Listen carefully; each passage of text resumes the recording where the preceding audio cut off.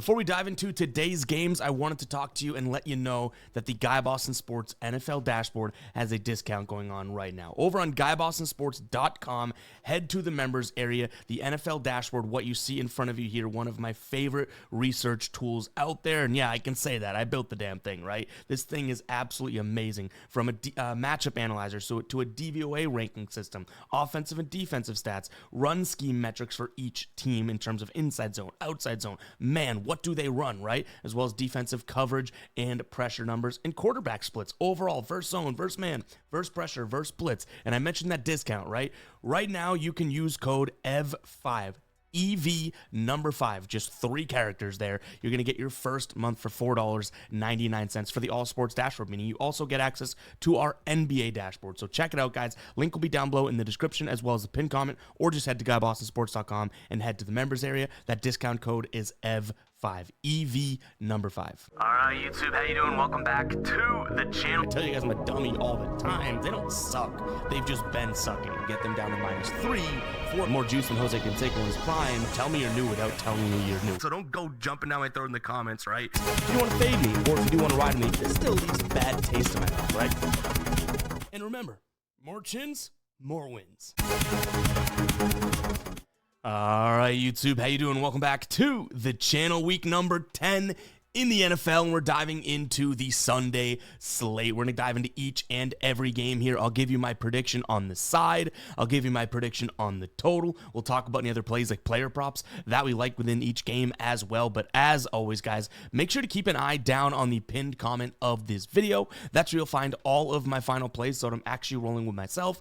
If that does interest you, it's absolutely free down in the pinned comment. Make sure to go ahead and let me know all of your favorite plays for this Sunday slate down in the comments as well. Tell you guys a lot. It helps me understand where this community is coming from, the angles you guys are looking at, but it certainly helps some other people out there that are just looking for additional angles and insights and strategies down in the comments. So make sure to do your best and get those down there. Hit that like button, hit that subscribe button. Let's go ahead and dive into game number 1 here. We're looking at the Colts taking on the Falcons. Now, this game, an early start. They're playing in Germany, which, I mean, I'm getting tired of these international games, but hey, it is what it is. I don't make the rules. Colts coming off of a game in which they probably shocked a lot of people for the wrong reasons. They lose to Pittsburgh. They're 3-point favorites, and they ultimately end up losing. Atlanta, a missed extra point away from tying New England and potentially going to overtime. They're coming off a loss as well. 3 straight losses, actually. Remember, they had that ugly loss a few games ago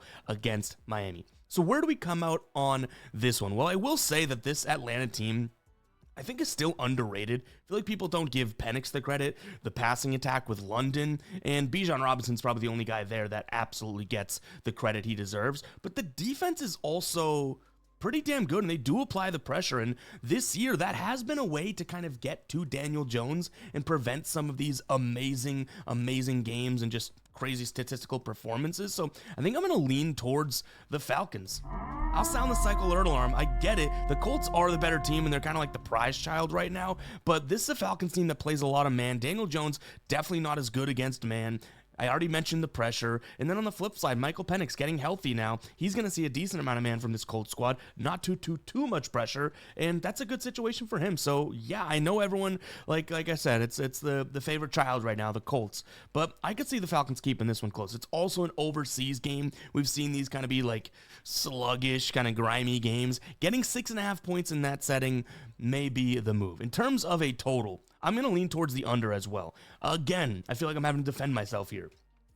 The Colts are the best offense, or at least as of right now, the best offense in the league in terms of points per game, right? 32.2. They're top 10 in both passing and rushing. I get it. But again, I think that this Falcons defense is underrated, man. I really do. Now, they do obviously have some injuries, I guess, that are worth noting. Leonard Floyd's listed as out. Harrison's questionable. Bertrand's questionable. Jesse Bates, Hughes. So they do have a ton of injuries on the defensive side of the ball, but hoping that they kind of hold up there. So give me the Falcons as well as the under. From a player prop perspective, I definitely don't mind the thought process behind someone like I guess in terms of anyone that you want to pick, someone like a Drake London, but his line's going to be super high. But looking at like a Darnell Mooney or something like that, this is not a very good secondary for the Colts, right? I think Pennis can do all right, but I do think there's going to be a lot of emphasis on London. So maybe a peek at like Mooney or Pitts, some of those secondary targets. Panthers taking on the Saints. I want to go to like the cliche joke of, oh, we got an instant classic on our hands here because we have two bad teams, but not gonna lie, can we say that the Panthers are a bad team? I mean, they're 5-4 on the season. At home, they're 3-1. Like, they actually have looked okay. They're coming off a win against Green Bay. Like, this Panthers team is a lot better than I certainly would have thought, but most people, would have thought as well. Now, they go up against the Saints, and yeah, Tyler Show or whatever the hell the guy's name is, still starting quarterback for them. I really can't sit here and tell you that I love this Saints offense. Last 3 weeks, they've combined for 27 points. Last 3 games, I should say. So is that great? Yeah, that's going to be a negative, Ghost Rider. Give me the Panthers inside a touchdown here, -5.5. Total at 39.5. I mean, I'm still kind of like a naysayer, I guess, in the sense of believing in this Panthers team long term. And yes, you do have a Pelicans, whoa, basketball brain, huh? The Saints team, New Orleans Saints, you do have a defense that shows up at times, I guess we can say. So maybe you lean towards an under, but that number's pretty damn low, right? I think I'm going to just kind of trim the fat here and try and get rid of some of the variables. Saints team total under may be how I play this one overall. Because I do think the Saints also, the Panthers also do have somewhat of a defense that can make some plays. But again, this is a weird one. Like, you're putting a lot of trust in a Panthers team that like just got acceptable in terms of their skill level. Next game up, we're looking at the Bears taking on the Giants here. Bears coming off of a crazy game against Cincinnati. They win 47-42. Giants coming off of a decent effort, but a loss against the 49ers, 34-24. Now, obviously, there's still injuries to note here on the Giants side of things. Cam Scatterbo, obviously, you have Malik Neighbors out in this one. Also, their offensive line, Schmitz Jr. and Illuminor, all also listed as questionable. So a really banged up New York team. I would say that this is a spot in which I like the idea of the Bears, but we're going to want to keep an eye on the injury report. And their injury report has been super important lately, right? Now looks like DeAndre Swift is good to go, but Rome Odunze, DJ Moore, both these guys, their number 1 and 2 targets are listed as questionable. So I do think that there's kind of more than meets the eye in this spot. And the passing game I do think is going to be very, very important here. You can see, the rushing yards, yeah, the Bears should be able to go out there and do their thing, but still a top 10 in terms of yards per game offense from the Bears. And we have Caleb Williams, as a fairly easy matchup with Rome Odunze and DJ Moore as easy matchups, right? So I do think the pass game is going to be important, but DeAndre Swift coming back obviously makes this game seem a little bit more doable from the Bears' perspective, because he is a guy that you can draw plays up for, and he can also be, effective out wide and stuff like that as well. But I do think getting the ground game going should be pretty damn good, because one thing that we can probably account for from this Giants squad, to the littlest degree, is pressure. Blitzing at the 14th highest rate, middle of the pack in terms of pressure, but overall, I don't love this Chicago offensive line, right? And Caleb Williams, when pressured this year, 41.4% completion percentage, DVOA negative 64%, EPA minus 19.6. Like, that's not all that great. So the run game is going to be very important, and the pass game needs to hang in there, but I don't love the idea of it hanging in there if we don't see a Dunze and we don't see DJ Moore. So keep an eye on those. If those guys play, I do like the Bears. From a total perspective, I think just based on the defenses that we have here, you have to lean somewhat towards the over, right? Do I love the offense on the Giants side of things? Not one bit, but what is stopping them on this Bears side of things, right? They're allowing 5.1 yards per carry, so Tyron Tracy maybe is going to be okay here in the absence of Cam Scatterbo, and they're allowing nearly 240 through the air to their opponents. Also 28.4 in terms of points per game. Last 3, 28.7. Obviously that Cincinnati game is going to skew things a little bit. But on the other side of things, I mean, the New York Giants are allowing 35 points to their opponents over their last 3 games. And in terms of their season numbers, I believe it is right around the 27.7. So 28 points per game. I'm not seeing great defense on either side of this one. I do like the idea, like I mentioned, of DeAndre Swift, though. I think that he'll have a good game back after not playing. So I think that he could be in a decent enough spot here overall. I mean, listen to the running backs. Christian McCaffrey, 106. Tank Bigsby, 104. Saquon Barkley, 150. Like, this could definitely be a spot in which we see some explosiveness out of DeAndre Swift. Texans taking on the Jags. We have a very interesting one on our hands here. Davis Mills, the starter for Houston, and Trevor Lawrence. I mean, we had his over in passing yards just a week ago. He finished just a couple shy, but realistically, like, there were plays that he was making that just looked terrible. He was putting the ball in bad spots in terms of yards after. Like, a guy would be running on a slant and he throws it at his backside, meaning there's no yards coming after the catch because the wide receiver has to adjust, right? And this Houston defense is really, really legit. I don't think you can make those types of mistakes here. You also have, a team that really is good at defending the rush. So, I mean, if we see this team, which they should, the Jaguars go out there and try and run the ball, I don't think that they have all that much success. It might be crazy, but I am going to lean towards the Texans in this spot. Finally, the receivers are getting a little healthy. Nick Chubb's listed as questionable, but Davis Mills against the 5th worst passing defense from a yards per game perspective here, I don't necessarily mind it. It's not like it's his first rodeo, right? I obviously didn't look tremendous against the Broncos, but I think the Broncos are a far superior defense than the Jaguars team. I sounded the psycho alert alarm. Maybe it isn't that crazy because they are favored in this game, but I think a lot of people are just flipping to Jacksonville. Oh my God, plus money with Davis Mills at quarterback. I don't know if I love this Trevor Lawrence matchup. And like I said, from a running back perspective, obviously Etienne's very good and could be good, but this is a team that's allowing, top 10 in terms of yards per carry, the fewest, and top 10, I think maybe even top 5 in terms of rushing yards per game. I think Texas' defense gets the job done here, so I'm going to lean towards them, and maybe a Jacksonville team total over. I think that number is going to be really, really low because of look at where the total is at anyways, 38.5, but to me, it's still a decent enough spot to take a peek at there. Also, like I said, passing defense pretty damn bad on the Jacksonville side of things. Take a peek at Nico Collins, maybe even like a pivot towards Dalton Schultz or some Davis Mills props. I think that's how they win this game and kind of dominate this game offensively through the air. The overall game, I would definitely put in the category of defense. Miami taking on Buffalo. We saw this matchup back a few weeks, right? Mid-September, and Buffalo won 31-21. You could argue, okay, well, that was in Buffalo. Miami's obviously a lot better at home usually, but they're not from a win-loss, but just statistically. But still, like, what is this Miami team doing? 6 points last week. Okay, they look good against Atlanta. Maybe that was a fluke, right? 34 points, because the game before that, 6 points against Cleveland. I don't think that this Buffalo defense are world beaters. I think I've said that multiple times, and I do think Miami should be able to maybe score some points, but I can't, definitely in the run game, maybe take a peek at HN numbers, but I really can't sit here and be like, oh, Miami plus 9.5. A divisional game, but a game that probably means more to Buffalo than it does to Miami, right? This Buffalo squad, couple dicey losses in a row there, one to New England and one to Atlanta.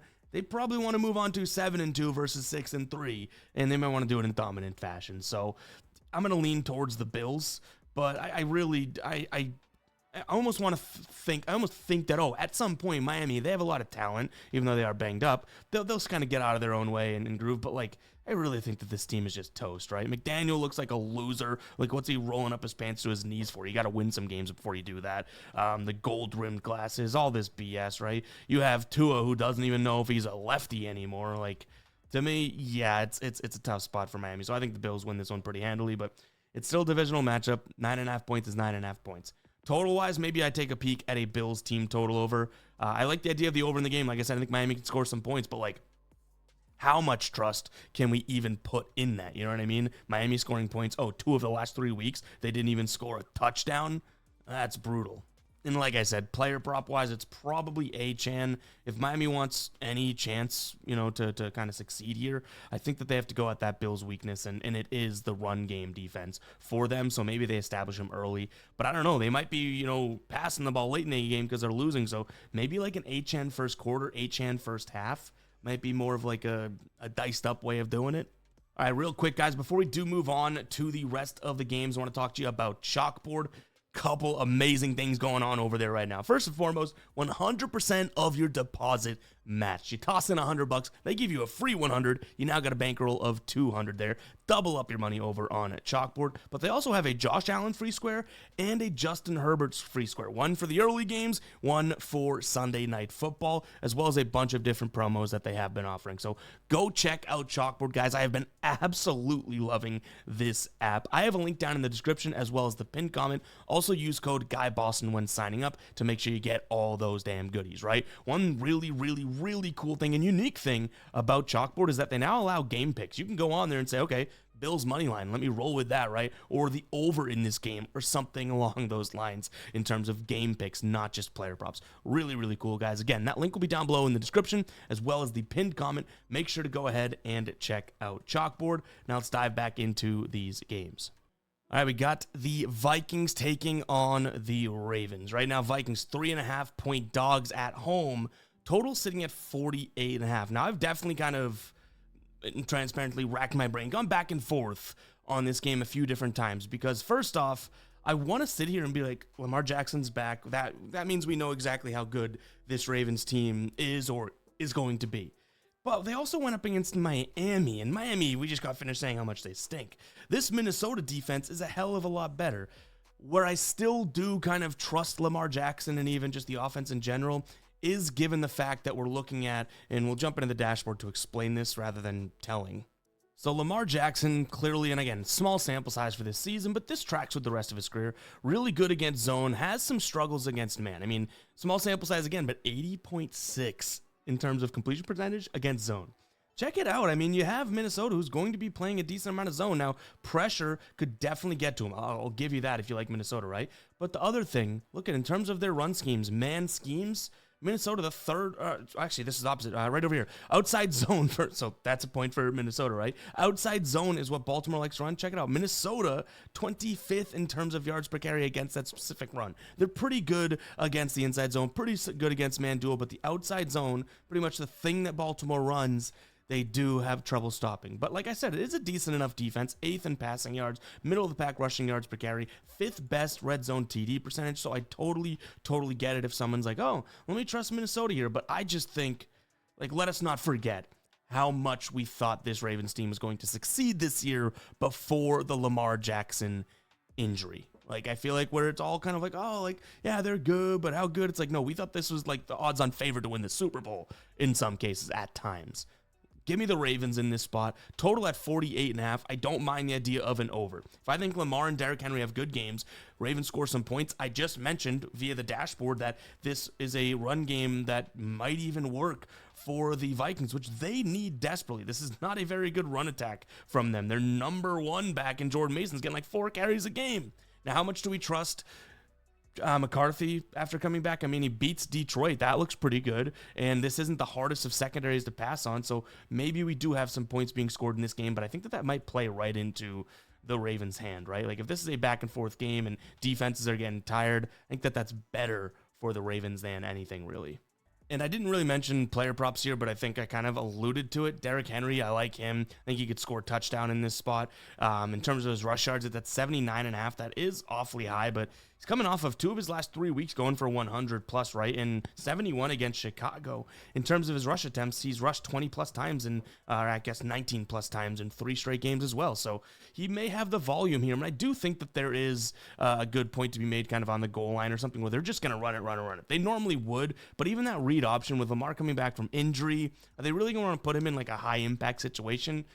Maybe not, right? So Derrick Henry, there might be an easier sort of decision to be made if they're on the goal line saying, hey, go punch this one in. So the fact that we can get Derrick Henry for minus 132 in a spot in which I think he's going to be good, that's probably something that I consider. You know what the curse is of going through each and every game? The curse is having to go through each and every game when you have games like this. Jets, Browns, 38.5 total. I've seen 37s out there, so it's going down. Right now, spread at 2.5. I mean, this Browns squad, yeah, I like their defense to some degree. The Jets are coming off of a nice, win in terms of, I guess, their offense, right? Because the defense didn't look all that great against Cincinnati. But both squads have had their rest right now, right, with the bye. So, I mean, pick your poison. I guess I would just lean Jets because I think they have maybe a little bit more offensive upside, which is even kind of crazy to say out loud. So I'm going to lean Jets in this spot. If you can get them at 3, that's what I would do. In terms of a total at 38.5, yeah, I don't think that that's all that unreasonable. I will mention Garrett Wilson said that he wants to play and maybe coming back. That's obviously a huge upgrade to this Jets team. So maybe there's a nice angle to get to the Jets. But they were, involved in trades at the deadline and all that. I mean, obviously, head coach gave a lot of props to Breece Hall and said guys like that don't come around often. We're not going to trade them. But I do think that, attacking the secondary would be the way to go, because I think this is one of the best, if not the best, run defense in the Browns. So, yeah, we'll see how this one plays out. I will be honest with you guys. I don't think this makes its way into being a final play, but we'll see. Give me the Jets and I guess the under. I think it could be sloppy, but I could even say over, right? I could flip it right now. All right, we got the Bucs taking on the Patriots. Now, I've been saying for weeks almost that this Patriots team's due for a loss, blah, blah, blah. Like yesterday or last week, we did lean Falcons plus the points. Obviously, Patriots won by 1. Falcons did ultimately end up covering. This is a god-awful situation for them. Now, I will admit that the injuries on the Bucs side of things maybe close the gap a little bit. Irving and Chris Godwin are listed as questionable, but I don't think they practiced this week, so maybe they'll get a late week practice in. We're recording this Friday morning, so obviously a couple more days for them to get ready. That's huge, right? But on the other side, Kayshon Boutte, who's been a really good receiver for Drake May, questionable. Ramondre Stevenson, questionable. Guys missing like last week, and I think that does impact their offense. I'm going to lean towards the Bucs here. They're coming off a bye. They have the firepower. Baker Mayfield is really, really good. They're at home. And the Patriots, I still do believe at least at one point they'll trip over themselves this season. I'm a Patriots fan. I've seen the comments being like, how do you keep hating on your own team? It's not hating. It's that things are a little too good to be true right now. Like, we've snapped our fingers and gone from Tom Brady within a few years to a guy that looks like he might be one of the best quarterbacks in the league again. That's too good to be true. I don't want to get my hopes too much up for that. You know what I'm saying? So I think that at some point we do trip ourselves up in terms of being a Patriots fan, and the team does that. And this seems like it might be the perfect game to do so, because also what has been the issue with this Patriots squad? The passing attack. They're really, really good defense on the ground. The passing attack. Baker Mayfield, Emeka Egbuka, Chris Godwin, I think could have some decent days. So give me the idea here of this Bucs team. I do think that we could see some points out of Drake May, though. So I'll lean towards the over, but I think it's a really good spot for a parlay or some sort of a teaser. If you can get it at like 39.5, pair it with another total in the same realm, I think that could go as well. Seahawks, Cardinals, a little bit of a rematch, I guess, from when they played, when was that? I don't know, last month, right? In primetime Thursday Night Football. I do think that the Seahawks team is showing that they are a very, very good team. Now, the Cardinals, you can't really deny that they looked good against the Cowboys, right? But I do want to remind everyone, it's like, well, what offense probably wouldn't look all that good against the Cowboys? The Jets dropped a bunch of points on them earlier in the year. I don't want to give them too much credit. Whereas this Seattle defense, 14 to Washington, 19 to Houston, 12 to Jacksonville. I don't think Arizona's offense is really all that much better than those ones that I mentioned. Now, Jacoby Brissett, I do believe, is still listed as a starter, but we'll keep an eye on that. I mean, maybe if Kyler Murray plays, it does get a little bit better for the Cardinals, but I still think that this is a Seattle team that the defense does their job and wins this one. And shout out to everyone that, at the beginning of the year when we did our NFL Futures video, I said Seattle to win their division, and it was like plus, 580 or something like that. I'm not trying to count my eggs before they hatch because a lot can happen, but that isn't looking all that terrible as of right now, right? Tied with the Rams atop the division, both at 6-2. I think the Rams are better than Seattle, but still a nice call. Give me Seattle as well as an Arizona team total under in this spot. Player prop-wise, I think Kenneth Walker could play okay out of the backfield, catching balls and stuff like that. That might be what I look at. Sam Darnold is going to see a lot of zone. His completion percentage jumps up to 70.1. Maybe that's a decent enough look here as well. So Sam Darnold completions with Kenneth Walker receptions, a couple dump-off passes. I could see that happening. And I want to call out a little fact here that I think is just really, really impressive. This is a Seattle team that is 4th in terms of passing yards per game, but throwing the ball at, I believe it's the 2nd lowest frequency. Yeah, you could see it here. That is damn impressive and just like crazy unusual. 49ers taking on the Rams. Matthew Stafford, Brock Purdy. I think this is going to be a very good game. Brock Purdy is questionable. Ricky Pearsall is also questionable. Let's keep an eye on those. But overall, I do think that this Rams team is very, very good. Now, both these squads are coming off of wins last week, which I don't know how much credit we want to give them, right? New Orleans was who the Rams played. They beat them 34-10. And we already kind of mentioned it. New York, the Giants, San Fran beat 34-24. So both of these squads looked really good offensively. That total is way up there, and I get why it's up there, but I think we have 2 top 10 defenses. Now, Fred Warner being out for the year is a massive hit, massive gut punch to this squad. I'd always admit that. But I am going to lean towards the Rams. You're not going to... This is the 32nd ranked team in terms of pressure rate, which is just absolutely crazy. And again, I think this is a good 49ers defense, but the pressure just hasn't been there. Matthew Stafford dips heavily when pressured. So the fact that he's not going to be pressured is going to be great because we should see more zone than man. And check it out. Matthew Stafford across the board looks pretty good against zone overall. 258 passing yards per game, going up against a defense that, was allowing 223. We have him ranked as a fairly easy matchup. Their pass defense, 25th. So I do think that this is still a good 49ers defense, but just not as good as maybe the Rams offense. And then vice versa, I think the Rams defense is really, really good. And gonna say jury's still somewhat out on Brock Purdy as he's banged up, right? So give me the Rams in this spot. I think that's what I'm gonna ultimately end up leaning towards. From a total perspective, maybe Rams team total over. The run game should work as well. I didn't mention this, but inside zone and man is what they run. San Francisco 26th again in terms of yards per carry against inside zone, and then man duo 20th. So bottom third of the league for both of those. And in terms of San Fran running the ball outside and inside zone, they run both. The Rams are, top 12 against inside zone and top 8 against the outside zone. So anyway I look at this, it's Rams for me. And again, that total is a little weird because I do think that San Fran has a good enough offense. Brock Purdy coming back, yada, yada, yada. But I think I'd want to trim the fat and just look at the Rams to score some points. Real quick, if you guys are watching at this point in the video, I want you to head down to the comment section and type good vibes. Send some good vibes to the community, to everyone riding with these plays, anyone throwing in their own plays there. And it'll also be a way to kind of indicate and sound the alarm that, hey, I made it this far into the video, and to those, the OGs, the real ones, I truly do appreciate it. So yes, go ahead and comment good vibes down in the comments, and make sure you're subscribed. If you have not hit the subscribe button, not liked it, not hit the notification bell, you are missing out. We're going live sometimes randomly too, and you want to be a part of those, get involved in the chat. We always read the chat, and the notification bell is the way to do that, because we don't have like a full-on live stream schedule, but when we go live, you probably want to be notified, right? So go ahead and do all that, hit all the bells and whistles, but most importantly, do comment good vibes below. This one, I do think is a tough one because what I want to do is just hammer the Lions, right? Coming off of that tough game against Minnesota, they go up against the Commanders here, who I do think have some serious issues. I mean, they've lost, 4 straight games now. Yes, Jaden Daniels has been banged up, and that is massive, but still, this is a Detroit team that I do think has... I mean, let's not forget last year, this Washington team beat the Lions, right? So let's keep the revenge narrative alive. I think Detroit, after a loss themselves, this is a spot to come home and say, hey, let's beat a team that just really hasn't been all that great. They're allowing 253.6 passing yards per game to their opponents. They're going to run a ton of man defense. We could see that here. Guess what? Jared Goff against man, his completion percentage dipped slightly, but yards per attempt, interception rate, DVOA, and EPA all go up. So I think it's a good spot for this Lions team.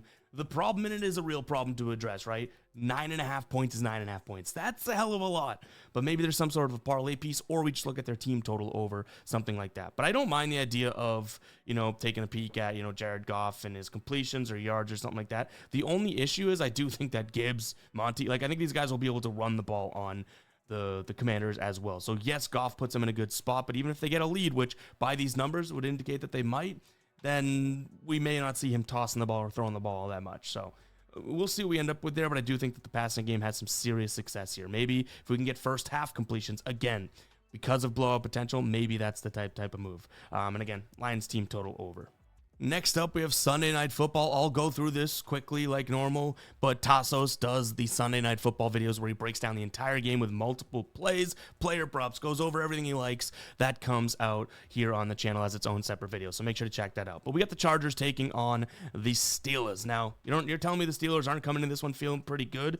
Could that be a good thing or bad thing, right? They beat the prize child there and the shiny team, the Colts, last week, 27-20. Now, the Chargers are coming off of a win themselves in 2 straight wins, and they've looked okay, but they played Minnesota, then they played Tennessee. I think the Steelers team is legit, and one of the biggest things I would like to note is that this Chargers team is going to play a lot of zone. They have all year long. That's Aaron Rodgers' forte, 73.5% in terms of a completion percentage with zone coverage at his helm, against 59.2 against man. Like, that's a big drop off, right? And this is a team that's going to play a decent amount of zone. They don't really pressure all that crazily as well, which I think is going to be pretty helpful for him. So yeah, you can see the zone versus man splits there, but the pressure, like kind of a middle of the pack pressure team. Now from a running perspective, the outside zone, maybe the man duo, yeah, things look okay. Like, I do think that you look at the team, it's like, oh, well, they are really good against the pass, really good against preventing points, but I think Aaron Rodgers may be in a decent enough spot to do some damage here. Give me the Steelers plus the 3, maybe on the money line. Sunday Night Football, weird stuff happens, and this is Tomlin as an underdog. Now, we talked about this on H2H a little bit, the show that I do with Tassos, which you guys should be tuning in each and every week. We have a blast on that show.